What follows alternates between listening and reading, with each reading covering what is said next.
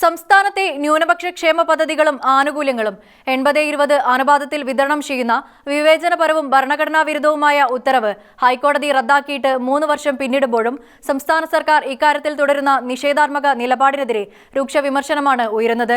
ന്യൂനപക്ഷ ക്ഷേമ പദ്ധതികളും ആനുകൂല്യങ്ങളും 80% മുസ്ലിം വിഭാഗത്തിനും 20% ഇതര ന്യൂനപക്ഷ വിഭാഗങ്ങൾക്കും എന്ന 2015 ഭരണഘടനാ വിരുദ്ധമായ സർക്കാർ ഉത്തരവായിരുന്നു ഹൈക്കോടതി റദ്ദാക്കിയത്.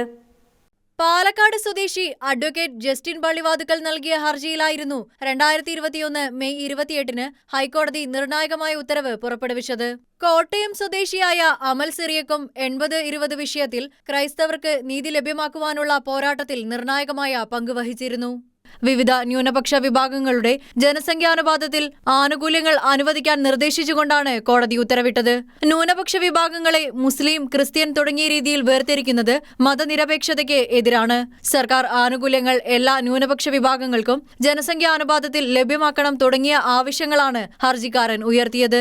പൊതുവായ പദ്ധതികളിൽ 80% വിഹിതം മുസ്ലിം സമുദായത്തിനും ബാക്കി 20% ക്രിസ്ത്യൻ, ബുദ്ധ, സിഖ്, ജൈന, പാസി എന്നീ 5 ന്യൂനപക്ഷ വിഭാഗങ്ങൾക്കുമായി മാറ്റിവെച്ചുകൊണ്ടുള്ള ഉത്തരവാണ് റദ്ദാക്കിയത്. ചീഫ് ജസ്റ്റിസ് അധ്യക്ഷനായ ബെഞ്ച് 2015 ഈ ഉത്തരവ് വിവേചനപരവും ഭരണഘടനാ വിരുദ്ധവുമാണെന്നും കണ്ടെത്തി.